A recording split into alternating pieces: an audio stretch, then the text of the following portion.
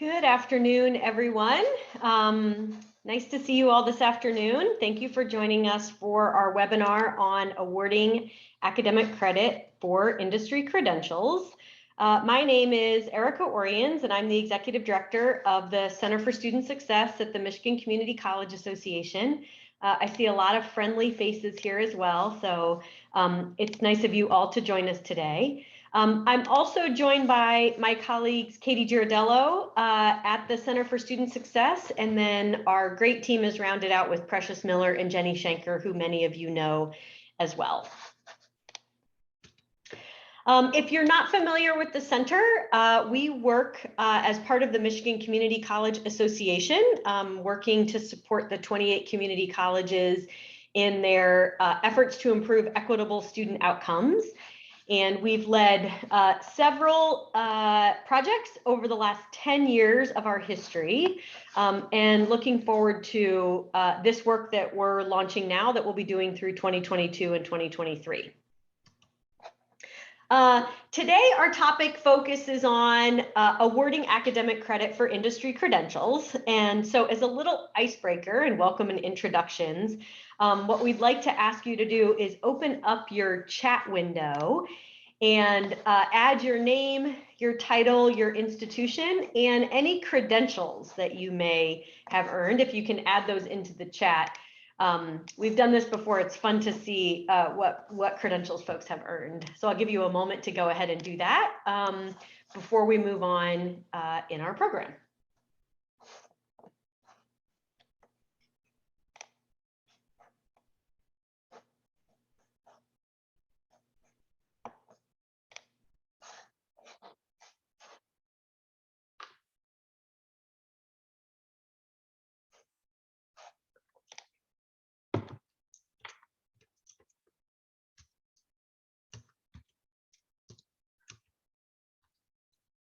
Oh, this is great. Thank you.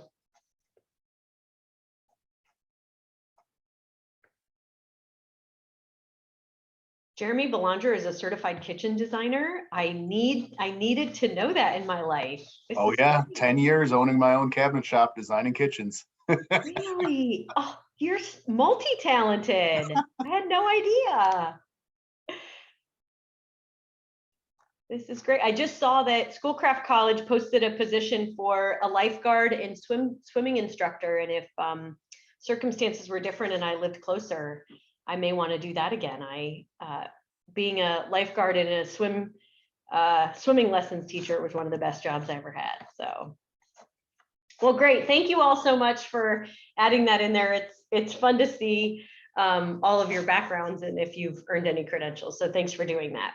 Okay, so what are we doing here today? So the purpose of this session, we wanted to provide you with an overview of our strategy that is connected to our MiWorkforce Pathways project that's focused on awarding academic credit for industry credentials. We've also brought for you a panel of outstanding experts that are doing this work at community colleges across the state of Michigan. We want to talk to you about the project supports that we'll be providing from the center and how you are able to get involved. We will do that through our project overview. We'll focus on our exemplary panel, talk about our project support and project engagement. So let me move on to talk about our project overview. First, I want to thank our funder, the Ascendium Education Group, who is funding this work as a partner with the Center for Student Success. Ascendium is a philanthropy that is committed to supporting student success, and we're really grateful for their partnership at the Center for Student Success.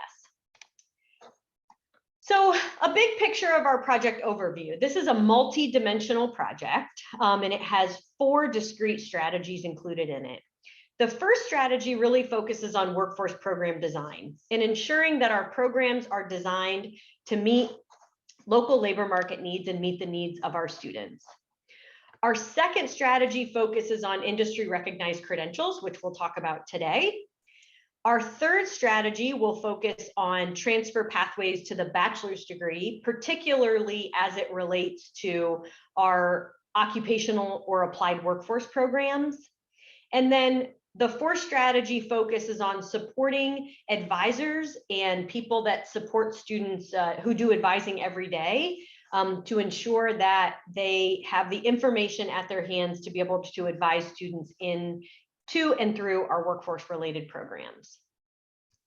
As you know, today we'll be focusing on industry recognized credentials. So this is not necessarily a new topic for many of you. Community colleges in Michigan and across the country have awarded academic credit for what we refer to as alternative credit on the transfer network through a variety of different ways. Almost all of our colleges, if not all, award credit for AP, other test-related alternative credit like IB and CLEP, other kinds of evaluation like credit by examination or portfolio assessment. And then also many colleges are already awarding credit for industry credentials. So this is kind of the landscape of alternative credit where we see industry credentials falling into that. So I want to give you a sense of what we're trying to do here by first talking about how our programs at community colleges prepare students to sit for industry credentials.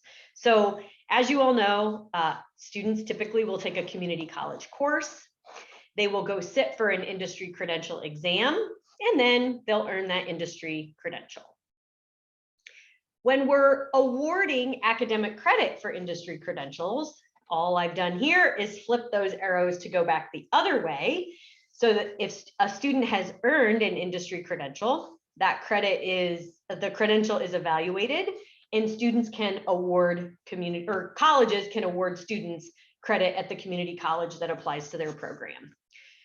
So just to reinforce this example, we have many students who may have a certification. As an example I've provided here is the Cisco CCNA 1. That credential would be evaluated, and the student would earn credit for CIS 101, because CIS 101 is the course that we use to prepare students for the Cisco CCNA credential. So what we're really asking colleges to do through this process is to focus on the credentials that you already prepare students for in your academic programs. So that's what we're really focused on in the project that we'll be doing together over the next 18 months. So I think it's important at this point, before we move on to our panel, to talk about what we're not doing. So we are not asking colleges to identify new credentials. So we're not suggesting that you go out and find new credentials that you can award credit for through this process. As I mentioned, we're really focused on the credentials that you already prepare students for. As is true with all of our projects at the Center for Student Success, we are not requiring that institutions accept credit for certain credentials. Although we do encourage colleges to view their credential awards through an equity lens and ensure that your institutional policies and practices are not marginalizing certain programs or students. And what we mean by that is we would encourage institutions to do a comprehensive review of all of your programs to identify what credentials you prepare students for. Finally, as is also true with all of our projects, we're not standardizing equivalencies across the state. We encourage colleges to learn from their peer institutions, to get input and feedback on what credentials are awarded at your sister community colleges across the state. But at the MCCA, we're not requiring institutions to award credit for certain credentials. So that's really the big picture of what we're trying to do. And before we go into what the support looks like from the Center for Student Success, we wanted to bring together a few community colleges from across the state of Michigan who are already doing this work, so that we can identify some of the exemplary practices that are happening at our institutions. So with that, I'd like to introduce our panelists, who are Jill Little from Macomb Community College. Jill is the Vice President of Student Services. Julie Parks is the Interim Dean of the School of Workforce Development at Grand Rapids Community College. And Jason Slade is the Vice President for Strategic Initiatives at Northwestern Michigan College in Traverse City. And my colleague, Katie Girardello, the Manager of Network Engagement at the Center for Student Success, will be facilitating the panel today. So with that, I am going to stop sharing my screen and I'm going to turn it over to Katie to kick off our panel. Katie? Thanks, Erica, and thanks to everyone for being with us this afternoon. We've been looking forward to this session for a while now, and I'm excited to be talking with the excellent panelists that Erica just introduced a moment ago. I will suggest if you prefer a different view, sometimes it's nice to see who is speaking during these kinds of sessions in the virtual world. So if you click view up at the top of your kind of Zoom system menu, it looks like there's some little boxes up there. If you click view and select speaker, what you should see now is my face big on your screen. I'm seeing Erica for some reason, but you all should be seeing me. And then that will give you the opportunity to see and potentially hear more focused remarks from our panelists today. If you like the big box with all the people, that works as well. Okay, well, our first question today is for Julie at Grand Rapids Community College. And we know that GRCC has a comprehensive policy that is focused on awarding academic credit for industry credentials. And Julie, we hope today that you could talk with us about what stakeholders were involved in the creation of GRCC's policy. Well, thanks, Katie, and thanks for hosting this today. So this started with a TACT grant that Macomb Community College led for us. We were part of the Michigan Coalition for Advanced Manufacturing with 6 other community colleges in Michigan. And we'd worked starting in 2014 through 2016. Our faculty and our employers worked together to figure out what credentials in 4 different areas of manufacturing would we focus on. And then in 2017, we realized we hadn't had registrars or curriculum leaders involved in this project at all.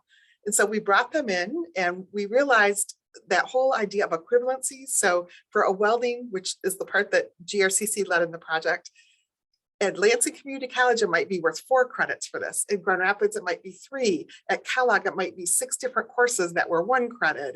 So the equivalencies wasn't a way we could do it. But the credentials through AWS or MCSS or different national credentials recognized by our employers, not always recognized by our employers. Sometimes we had to be the ones to educate our employers about the credentials.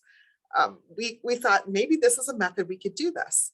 So our faculty and our registrars and our curriculum people got together and our faculty began the process at Grand Rapids of putting what credentials matched with what set of courses into our system that we use. We use Curriculog here. And then our dean at the time, Amy Mansfield, worked with me to bring it to the Academic Governance Council with this idea of, if you've earned this credential and this credential ties to this class, why would we make you take it over again? Why wouldn't we automatically give you credit? You don't have to go through PLA. And we would maintain this list of credentials through the registrar's office. And we would work to try to figure out how long is a credential good. And honestly, that was the hardest part of the work that we did. But it was really those faculty first talking to those employers and then bringing registrars in to try to help us say, okay, this equivalency doesn't work. This credential, though, could be a way that we could do this easily. And then we posted this on our website. So individuals on their own could see, I have an OSHA 10 card. Oh, look, MN 102, industrial safety. I can get credit by proving I have this. And they just upload that to our registrar's office and starts the process along the way. Thank you. Definitely a holistic lens for the creation and execution of that policy. Kind of along the same lines, Jason, just like Julie just described, we know that transfer involves a lot of people, and transferring credit for industry credentials is no different. And we just got a flavor of that at GRCC. Can you talk a little bit about what stakeholders you think it's important for colleges to include as they're looking at assembling a team for this type of work? Yeah, absolutely, Katie. So first off, to the entire group, thank you very much for attending today. I think this is going to be a really worthwhile discussion. The stakeholders are absolutely critical. I mean, you have to have buy-in to this process. And so you need to identify those right people up front. From the beginning, you have to make sure that you have those people as part of that process to make it efficient and streamlined. So when I think about those critical stakeholders, first you need the industry partners. We need those industry and business partners because they have to buy into this credential as meeting some of the skill sets associated with the job or with the occupation. That could include existing advisory board members. This might be a great opportunity to bring in new members. Really, it's limitless in terms of who you can ask to be part of this team. Definitely, you need to have the faculty involved. They can provide great insight into the curriculum and then also the course sequencing. I mean, that's something that you have to be very aware of when you implement one of these credential-based credit systems is what does the course sequencing look like? How does that program line up? Definitely you have to have the administration and staff involved. So that could be deans, program chairs, advisors. You heard Julie talk about the registrars, all critical components to being a stakeholder on that team. I also like to include our workforce development staff. I think sometimes if we're at the credit side, we might forget to make that connection because this might be a wonderful way to continue growth between credit and non-credit sides of a house or an institution if you are set up that way. We've also involved our high school or CTE partners as a stakeholder up front. They're critical in this pathway. And so again, they can kind of serve as that voice in terms of curriculum and pathways. And then one thing that we've learned the hard way is you should have the certification representatives there as well, or at least at some point, and really dive into on the true costs of the certification. What does it really cost in terms of not only financial, but how about proctoring requirements? What are the other things or nuances that we're not aware of to make sure that this credential is exactly what we need and it's going to be cost effective for the institution and for the students. And then later on, if I look at critical stakeholders, I think you have to bring your public relations or your marketing team into the mix. I mean, they have to be aware that you did this and hopefully promote this opportunity because like Julie said, it's critical to get it out on your websites, get it to the public. We need people to know about these opportunities because this is an on-ramp into our programs. Thanks, Jason. I appreciate both of you talking about those stakeholders. And I heard you talk a little bit, Jason, about how you decide which credentials to award as you kind of pull those stakeholders in and get everyone's insight. And I'm going to bring Jill into the conversation to share a little bit about how Macomb decides which industry credentials to award credit for, because we know that you have thousands upon thousands of equivalencies in your system at Macomb, Jill. What can you tell us about how you decide which industry credentials you will award credit for? Well, thank you everyone for being here today. It's important for our students to help them accelerate to completion through this work. At Macomb, we've made a concerted effort in our records office to do as much direct equates for our students as we can. Working with faculty on credit transfer from other institutions, we focus on frequency. Which institutions and courses do we see over and over that students are transferring in? And then connecting with the appropriate associate dean and faculty to create those direct equivalencies for our students rather than having elective credit on their transcript. Our registrar, Carrie Jeffers, has led this effort, and we know this goes a long way to support student success and completion.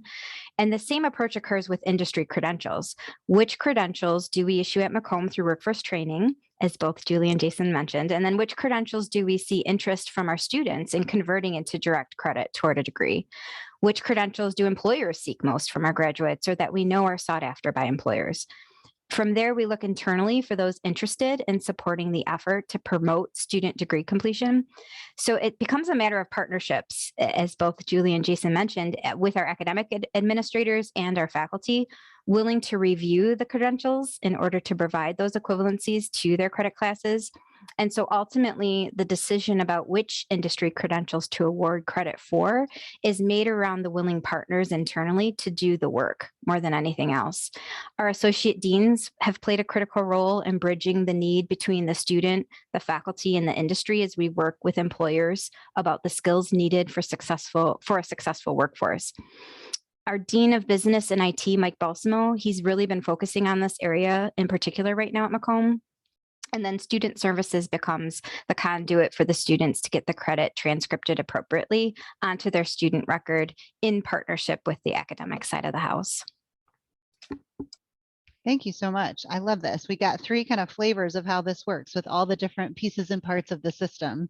We will be moving into a new vein of the conversation here in just a moment, but I did want to mention for our participants that there will be some time at the end of the panel where you might be able to pose questions or ask for further clarification from our panelists. So feel free to start thinking about that. And you can always put those things into the chat or wait to be unmuted as we move further into the conversation. The next question is for Julie, and all of you have heard us talk over and over at MCSS about equity underscoring all of our projects, and that's no different here. Our goal is to bring an equity mindset to this type of work. And we would like you to talk, Julie, about what you feel, which equity considerations were important for GRCC and how you can kind of share that knowledge or encourage your peers here to think about what equity considerations to undertake as they dive into this work. Well, the neat thing about credentials for credit is it really looks at what are the competencies that someone has earned. It's not about your bias. It's not about your personal feeling of the student or what they look like or their background. It's really about what have they learned? They've proven their competency. They should get credit for that competency. So we think it makes the playing field more reasonable for everyone. And it's pretty clear. It's pretty easy when you go to our website to see what you're going to get for that. Okay, this is what this competency is. This is how it reflects on that. And it just makes everything, the conversation is much easier with individuals and really easy to explain it to your employer or your workforce board. And so that's really the mindset that we looked at it is. It's a way to just help everyone rise. Thank you. And I appreciate that you bring in the idea of transparency. It's hard to be equitable if we don't tell anyone about our policies that are trying to help them, right? Thank you for that. So Jill, I'm going to bring you back in. As VP of Student Services, we know that you're always thinking about advising and communicating with your student body. How do you ensure that students know that they can earn credit for credentials, or even prospective students, I guess, on top of your current students? Right. Well, we do what we can to provide as much information on our public-facing website as possible. This allows students to explore at their own pace. If students are seeking information about earning credit for prior learning, we offer multiple ways to do so, one being earning credit for their industry credential. And then our counselors and academic advisors actually meet with every new student through our admissions process, and in talking through with them what their education and career aspirations are, they may hear about previous work experience. And so then they encourage students to explore other options and provide links to the websites where the information is about receiving some credit for prior learning. Similar to the concept behind the Michigan Transfer Network, we try to provide clear tables of information about how an industry credential equates to a specific course and number of credit hours earned at Macomb, similar to what Julie was describing. And the point of contact for us is the records office to process the request. But our counselors and advisors do play a critical role in communicating these options to our students. Thank you. I appreciate that. Again, that transparency is so important for equity of access to information and so on. Jason, we'll bring you back into the conversation. You talked about this a little bit earlier when you discussed the stakeholders on your campus that participate in this work. We all know that engaging faculty is crucial to almost every student success initiative that we undertake, but certainly to this process. Can you talk a little more about how you think colleges should be engaging faculty in this work? Absolutely, Katie. I'm especially sensitive to this. I was fortunate enough to be full-time faculty at two great institutions in the state. So you have to engage them right up front. It's incredibly frustrating to learn about these things after the fact. And so having buy-in from faculty is critical, and there's no better place to get them involved than right up front as you're looking at these opportunities. Many times here at NMC, our faculty are the ones that bring these forward. I think about our computer information technology team. They're the ones who have really identified these credentials as potential pathways. So when I think about faculty, I think about our full-time faculty, I think about our adjunct and part-time faculty, because they're all interconnected to the program, and they have a unique understanding of the curriculum, how it's intertwined, what those skill sets are, how they build. And so really they can help identify some gaps. And I think that's critical because that'll eliminate pitfalls for students later on, especially if you're entering the program via certification. It's important to know where some potential hiccups can be. And so, having faculty in the conversation saves time. It creates buy-in for a very strong team. It allows us to work together to streamline that course sequencing. And with adult learners, as you know, and many on this call know, it's critical that we expedite the process and then help them earn that credential and that credit as quickly as possible. Thank you. And it gets at that advising piece too. When they're having those conversations and they hear about a credential that you have in your policy, then they can provide that kind of information to students as well. Appreciate that. I think we've covered this already, but Julie, I'll ask the question again. The project assumes that colleges have aligned your academic programs to credentials of value already. As Erica described, we're not looking to identify new or different credentials, although if that's a byproduct, you know, that's great news for you all. But we would like to have you speak a little bit more to the role of the employer engagement and communication in that work and identifying those high value credentials. Sure, Katie. So it's really a unique opportunity for community colleges to get to work with their Michigan Works, their workforce boards, because you know your workforce boards all in your area keep a list of credentials. So that's one mechanism to do that, and employers serve on those workforce boards. Another one are your advisory committees. We spent a lot of time, you know, this really started from grants, which drove us to look at these credentials. And then we started to teach our employers about credentials, and they started to get students that really met their goals. They were like, oh my gosh, this student is so qualified. And we're like, yes, it was this credential. And so now those employers are starting to ask for those credentials. So it's kind of back and forth way that we try something, we produce great results, great individuals for them. And then they say, yes, this is the right credential.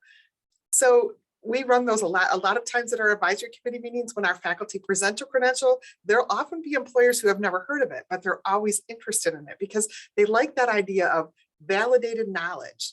It's much more exacting of what that person knows when they're coming to work. And so employers are critical in it. But again, to Jason's point, those faculty are just as critical. And if we can bring that together and you can use your Michigan Works to help you, you have win all the way around there. Thank you. I love this. All of these partnerships that you're all discussing, it's really the way to make this work really well. And to make communication easier. And Jill, we're going to keep on that communication thread. And you talked a little bit about how you do this at Macomb. But as Erica described, one of our goals in this project is to expand the functionality of the Michigan Transfer Network so that we can help colleges display all of the equivalencies that they agree to award credit for industry credentials. So can you please speak to that a little bit and how that works at Macomb and then how that would be valuable on the statewide level? Well, if it was available statewide, I mean, that would be really valuable for Macomb students and all of us. Really, having a statewide database as a resource provides more access to information for our students, particularly for those returning to school, you know, through the Michigan Reconnect now. Many of these students bring experience and credentials that could expedite their degree completion, and if they were provided credit equivalency. Expanding the Michigan Transfer Network to include such equivalencies for industry credentials offers a method to communicate not only with our students, but even with my own internal academic partners at Macomb about what other institutions are doing, and sharing that with our employers as it relates to what direct equivalencies are happening with industry credentials. This provides an opportunity to find other partners on the academic side to advance the work internally, and to Julie's point, to sell to our employers about that valuable credential to them. And, you know, let's be honest, the shifting demographics in our state requires us to do more for our students and to be competitive in the post-secondary space. Competition for students comes in many forms, both from each other as well as from our for-profit competitors that are out there. So we have to consider the needs of the workforce in our community and what we can do to support them. You know, we are the community's college, so focusing on what's important to our students to be successful, to gain credit for work accomplished or earned through an industry credential, it's really going to be a win for everyone. And so we've tried to do as much as we can to share with our students on our website what directly equates to each so that they can put their best foot forward with what experience that they've had. Thank you. Appreciate it. We have one final pre-prepared question for Jason that I will pose in just a moment. I will take a look at the chat. I see we've already got a question queued up, and so I will invite everyone else to consider any questions that you would like to pose as well in that chat. But before we get to the question that's already there or any that might come thereafter, Jason, I know you just took on a new role at Northwestern Michigan College that's focused on strategic initiatives of the college, including partnerships. And we've been talking a lot about partnerships today. Why is this work so important for the overall transformation of community colleges? I think it's incredibly critical. As you mentioned, we are undergoing a a revision and rebirth of our strategic plan. And so we're really excited for that. We've identified 5 strategies, which have a number of objectives underneath each one. And then embedded in those are action plans. And so we're really excited over the next 3 years to begin implementing those. And one of those pathways, or one of those critical statements that we're looking at, is the ability for more and improved college partnerships. And so from our side, our transfer mission at NMC is we're really trying to identify what those key partnerships are. And so we're really focused on the connections to four-year institutions. Where are our students going? What connections do we currently have? How can we enhance and strengthen those? What are we missing? And so we have to make those transfer pathways easy to navigate, and transparent. And I've heard transparency brought up a few times, and I think that's critical. And so if we can add credit for these credentials, that allows to shorten the pathway, and it's critical for our adult learners, like I said before. It allows us to quickly adapt to industry needs in those hot jobs. We can't wait at the community college level for, oh, we'll get there eventually, or we'll be able to fill those positions in X number of years. No, we have to do that really quickly. And so our college transfer partners are critical for that. They're going to probably be able to offer that degree that we need to prepare our students for those jobs and occupations. And none of us can do it alone. I mean, within this group, we need all our partnerships we have at the CC level, and then also to our four-year partners. And so having that network of collaborators that we all can tap into is critical. And so we have individuals on this call from NMC that are actually leading that objective. And so it's exciting to see them involved. And, this is why we identified as part of our strategic plan. We see this as an opportunity for us, for our community, and really for us to grow and meet the needs of industry. So we're really excited for this partnership. Awesome. Thank you. We are too. So let's turn our attention to the questions that are coming through in the chat. Some of these seem to be for the room, but I will certainly invite our panelists to speak. And they get pretty technical pretty quickly, but I think that that's good because the transcript is how we do business. And so Cindy's questions are about how are these credits transcripted? And so she's asking, do they actually appear as literal courses like a challenge exam would be? Or is there some sort of indication of how the credits were earned via credential? And then her final question is, are they then transferable or will they need to be reevaluated? So maybe hit the transcript stuff first, and then if you want to hit the transfer stuff too, feel free. And I'll take any answers from the crowd, from the panel. Yeah, if there's a registrar in the room, that would be great. I did see LCC is providing some commentary. They differentiate the source. So we would put the class on there, but we would then after that put credential or PLA to note what it was. And then the hardest question, and the one that hurts my heart to answer, is the one about the transfer to the four-year partner. So part of it is going to depend on the partner. So I'm going to tell you, if it's Ferris State University, it's going to be really easy. If it's anyone else, it's not going to be quite as easy. And so it also depends on how many credits they earned at our institution. Did they earn a degree, or was it a certificate that they earned? And those all play into what happens at the four-year transfer. So I'm hoping that there'll be that discussion about those credentials with our four-year partners, because there's not a clear, transparent answer today, at least from my view. Yeah, they get, for direct equates, at Macomb, they would get that equivalency for whatever that course. So it looks like they took that course, but there's a note saying that it was transferred in to meet the requirements. And to Julie's point, it depends on the partner when they transfer in. Yeah, I would agree with that. And I do think one of the things that we are excited about at the center is elevating some of this conversation to include our cross-sector partners as well.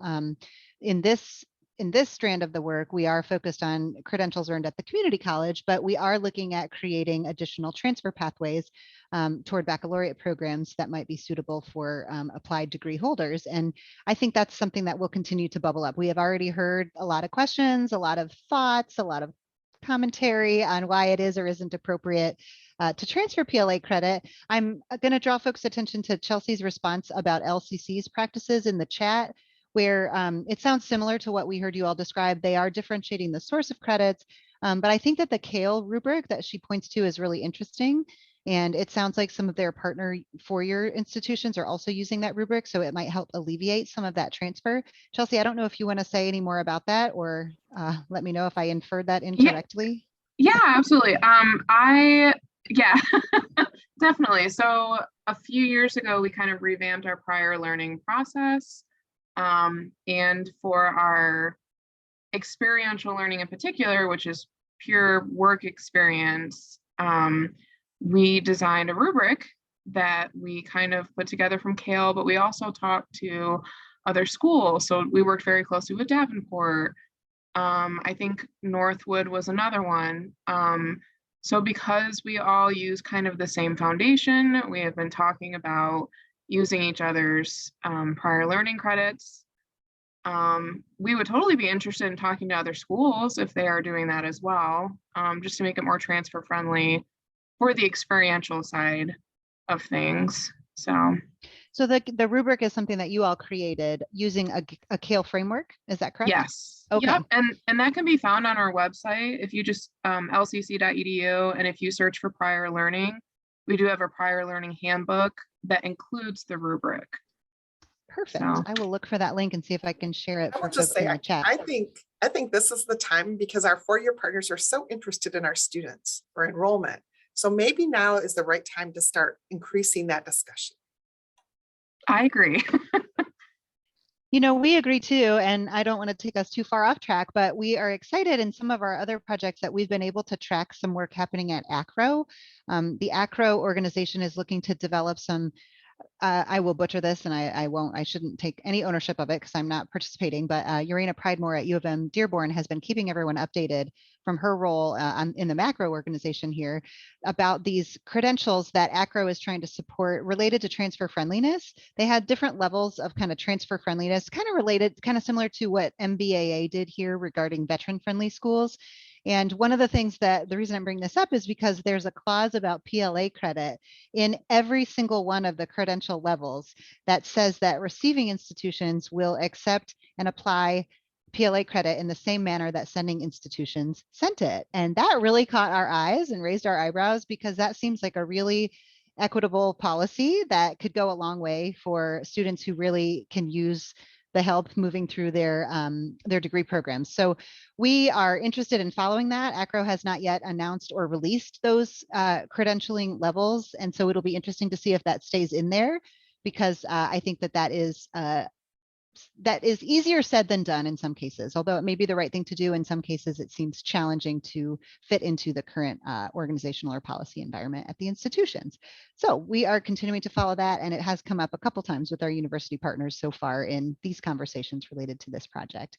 We are winding down our time with our panel. I'm not seeing any additional questions come in, but I am happy to give space if there is any more questions, or if there are any more questions, excuse me. Or panelists, if there's anything further you might want to share by way of a last word, you're welcome to do so as well. I would say that one thing, Katie, that we have run into is sometimes we don't have a perfect fit. So a lot of times we will end up with a credential that's half a course or partial, a piece of that course. And we have not been able to solve that yet. And that has bubbled up a few times in our technical programs. And it's something that we're still working to resolve. So if anybody else has been able to come up with some solutions, I would love to hear that. So Jason, through program review process, that's when we work with our faculty teams to see how we can change that. Do we split the course? You know, because we want to have that direct alignment as much as possible. So we figured through that program review process, we can bring that back up. It's a great strategy. I've heard the same issue with veterans who will sometimes come in with partial competencies met for a particular course. And I know at LCC, for example, they were able to modularize some of their curriculum so that students could come in and just kind of take the slices of the pie that they needed to, and then have the credit waived or applied for those other slices that they wouldn't need to take. Anything further before we hand the reins back over to Erica to close us out? Well, thank you to our panelists. This was awesome. You guys were all great. And we love to hear from you all. And I think Erica will actually have some examples to show of some of your work as well in her next section of the slide deck. Great. Thank you, Katie. I'm going to share my screen again and butcher the process of doing this. Okay. So now we want to transition to talk about project support from the Center for Student Success. And I think I'm so delighted because the last 30 minutes just hearing from those 3 institutions and outstanding leaders is a preview of the kind of support that we want to provide from the Center for Student Success. So thank you to Julie, Jason, and Jill for doing that. We were trying to convince Katie to change her name to start with a J so that that would all go together, but maybe next time. We'll have Jenny do the panel next time. So, but now I want to talk about some of the project support from the Center for Student Success. And I want to key in on something that Julie mentioned in her very first comment, which is that some of the work that they did with the MCAM grants years ago, and this is really kind of where that work started, and what gave us the idea of thinking about expanding the network, the transfer network, to be able to talk about how we award credit for credentials. So thank you to those institutions who were leaders in that work several years ago. So we have 4 really buckets of project support from the Center for Student Success. That really kind of reflect a lot of what our conversation was with Jason, Jill, and Julie over the last half hour. We want to focus on developing equitable policies. We want to focus on integrating that process, the process of earning credit for credentials into the student experience. We want to align credentials with credit-bearing coursework, and then we want to do a better job of communicating with students and employers. So in terms of developing equitable policies, I think Cindy's question was really great about the transcript piece, because we want to support colleges in their efforts to develop or update policies that they may have about awarding credit for credentials. To document the process that they use to award that credit, to establish equivalencies, credential-specific appropriate expiration policies is another issue that colleges are really going to need to wrestle with. The documentation that's required, and then as Cindy suggested, the transcription process that colleges use to do that work. As Julie described, Grand Rapids Community College does this very well. On their website, they provide a link out to the types of credentials, or excuse me, the types of credit that they can award credit, the types of credit that students can get credit for through alternative means. And of course, the industry recognized credentials is on there as well. We also, as Jill was describing, want to ensure that we integrate this into the student experience. And we want to do that by ensuring that all students are aware of opportunities to earn credit, that we develop a well-established process, or a process that's very similar to the well-established process we use to award transfer credit from other institutions of higher education. So you all do that very well already, and typically ask all of your incoming students how they earn or about their transfer credit. And so we want to integrate this into that experience as well. And then work with, as Jill was describing, those advisors and counselors, student support staff, and as Jason was describing, faculty on the process for earning credit. So we have some access to that information across all of the institutions to make sure that students are aware that they can earn credit for this. Macomb has a terrific form on their website where they can, students can provide their contact information, attach their form, attach their certification or licensure that then can be processed, as Jill described, by the registrar's office as well. We want to align credentials with credit. And so this is really the work that Jason referred to with engaging faculty. Identify the courses that prepare students for industry credentials and use that backwards design that we described a little bit earlier in the slide deck. Julie also hit on all of the information that you need to gather about those credentials. What is required? How can you access the documentation? What are the renewal requirements of that? And then the third piece of that is, once you do have that information, how will you manage that within your own institution? How will it be documented in the SIS or the catalog or your equivalency database? And thinking about some of the details associated with aligning those credentials and how you'll manage all of that information at your institution. I want to provide more examples from our fantastic panelists today. GRCC publishes this on the website that I showed you earlier, which shows the relationship between the ACF credentialing levels and the required coursework in the culinary education program at GRCC. And one of my favorite things to do over here in Grand Rapids is visit the GRCC culinary program whenever I can. So I was delighted to see this, and I think it's a really lovely way of displaying this information at the program level for folks that are coming into your institution. And then GRCC also maintains a pretty significant list of all of the industry recognized credentials and how students can award credit for that at GRCC. So that information is available on their website. And then we also see another example at NMC of how students can earn credentials for that, what those certifications are, and how they can earn equivalent credit.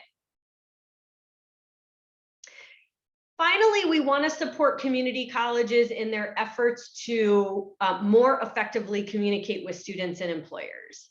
As part of our project that focuses on addressing student basic needs, which we call MyBest, we conducted student focus groups at 4 institutions earlier this year. And one of the things we heard from students is there is a great need for them to learn to be communicated with more about what opportunities the college makes available to help address student basic needs. And we really took that feedback from students very seriously. And we want to help community colleges do better at communicating how students can award credit for credentials using the tools that we have available and we manage at the Center for Student Success. And so in addition to supporting colleges in communicating with students and employers, as all of our panelists described today, we at the center manage the Michigan Transfer Network. And because we see credit for industry credentials being perfectly equivalent with other forms of alternative credit and credit from other institutions of higher education, we want to expand the functionality of the Michigan Transfer Network so that colleges and students and employers can see how their credits are equivalent. So hopefully this page is familiar to many of you, the homepage of the Michigan Transfer Network. And if you click Find Colleges and Universities up in the right-hand corner, you'll be able to get to a list of community colleges, public universities, and independent institutions. And if you click into one of our colleges, you'll see that institutions can provide us with information that these are really just links that go out to resources on your website. So one of the things that we'll do at the association is expand the functionality of the network so that you'll be able to view a link out to information on the community college's website or the university's website about how students can award credit for credentials, similarly to how GRCC here is linking out to how students can earn AP, CLEP, IB, military credit, and portfolio assessment. So we'll add that functionality into the transfer network so that you can communicate with students about where to get that information. The other thing that we will do is we'll build out a new database feature on the website that's very similar to how students search for course-to-course equivalencies from one institution to another. So I've taken a screenshot here of the search by receiving institutions on the course equivalencies, which also should be familiar to many of you. And we'll work with a group of folks that we'll bring together to give us some guidance on how to do this. But of course, instead of having, we will continue to have a receiving institution, but instead of a sending institution, that would be replaced with a credential that students would be able to search for here. Or alternatively, the student could search for example, Macomb Community College and see how they can earn credit for a variety of different equivalencies or credentials, or they could search by the credential and see how that credential will apply at a variety of different institutions across the state. So we'll be able to build out that functionality for students. For those of you who may not use the Transfer Network course equivalency database very frequently, I wanted to provide you with some sample results here. So we see an example at Macomb Community College and their Principles of Economics 1 course. And you can see the results and how that transfers from, in this case, the sending institution. In the future database will look like typically the sending credential or the credentialing organization. If you click on the details button here, you can provide some more information here as well. And so in our current database, institutions can add an equivalency start or end date, and they can add comments. And we may find that when we need to document how we award credit for industry credentials, that we need to add additional information about credit expiration, for example, or some of the other unique issues that we'll see come up as different departments think about how they'll award credit for credentials. So those are the 4 areas of support that we plan to provide institutions. And so in our last few minutes here, I wanted to share with you some details about how you can get involved. So first, I want to cover our timeline. We are here in fall semester of 2021, and we're sharing with you our project vision and our promising practices panel. Our next steps are we plan to offer a series of workshops between winter of 2022 and spring of 2023, so about a year-long process that will support you in your efforts to identify or update your institutional policy. Then we'll move on to an introductory workshop around aligning credit for credentials. In the summer, we'll spend some time talking about how we can integrate this in with our student experience. In the fall of 2022, we will revisit the details about aligning credentials in a second workshop. So we'll introduce that in the spring and then revisit that in the fall. In the winter of 2023, we'll have resources available for how community colleges can add their equivalency details to the Michigan Transfer Network website. So we'll provide some training on that. In the spring of 2023, which seems like a long way away, but it will be here before we know it, we'll pull together a workshop where we just bring all of this together. We'll do our website launch in the spring, and then in the summer, we'll pull together resources, training resources, provide training support, communication toolkits. And this timeline really works for us so that we can do a soft launch in the spring and that we're ready for a public launch in the fall of 2023, when we'll see more students using these resources. And you can think about using that through your orientation processes in the summer and as you're onboarding students for fall semester. I want to, so this timeline sometimes feels like it's far away, but I wanted to reflect on some of the things that our panelists talked about today. One of the things that Katie and I and all of us at the center have learned over the last several years of doing this transfer work is that there are a lot of stakeholders involved in this work. And Julie talked about this early on with the MCAM grants. This session today will be recorded. The slides will be available on our website, and we really encourage you to share this with folks on your campus. Just a few people that were mentioned during the panel discussion today were occupational deans, registrars, faculty members, admissions, and your advisors and counselors as well. We recognize that mid-December is a hard time for folks to attend a live webinar, but we would appreciate it if you would share these resources with folks when we send you the link to the recording and the slides, probably next week. How can you stay connected with us? You may know that at every institution in the state of Michigan, we have identified a transfer liaison as part of our transfer work. And we try very hard to communicate all of this information with our transfer liaisons. You can visit our website that is an overview of this entire project of strengthening my workforce pathways. You can also follow us on Twitter and LinkedIn, and we try to share a lot of information there. Of course, you can always contact the MCCA staff, and I've provided our contact information here on this slide. If you have any specific questions about your involvement, we'd love to hear from you. And any specific requests that you might have for support that you'll need through this process between now and the spring of 2023, when we want to launch the live website.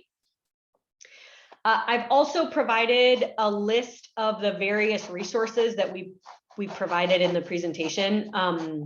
And if you want to go out and look at any of those websites in a little bit more detail. And I want to thank you for your time and see if we have any final questions before we sign off for this afternoon. There is a question in the chat, Erica, and Cynthia, you may need to unmute. I think the answer is no. You are asking about a centralized database that would allow colleges to meet reporting requirements. And what we are trying to do is give you a platform to indicate what kind of transfer credit you will award for credentials that you've already developed that alignment for. So I think what you're asking is not what we're doing, but perhaps I don't quite understand your question. Well, that's okay. My apologies if I'm stretching out farther than where the scope of your work is. I just know that, when we're looking at these credentials and licensures that would give us prior learning credit, that it could vary from state to state. And so therefore, I didn't know if there was going to be some type of a centralized repository where we could discover all of this information. As it stands right now, we've gone through all of our curriculum and worked with every one of our subject matter experts, faculty, to evaluate and say, what credentials are there that apply toward your curriculum and with regard to the licensure. The ancillary part of that is that as a requirement of compliance, we need to report that out. So one of the difficulties might be, is there more of a repository from even like a state level where we could get a one-stop shop? So that's, of course, my own little dream there. So if it's good to have dreams, Cynthia. It's good to have dreams. Right. Yes. Because of the tie to the PLA, I guess that's the reason why I asked. So. I think we can look into that. Thanks for sharing that link that you have there. We'll see what options we might have as the transfer network is certainly a great place as a repository for that information. So I think we can look into that. Thank you. Okay. Well, it is exactly 2 o'clock.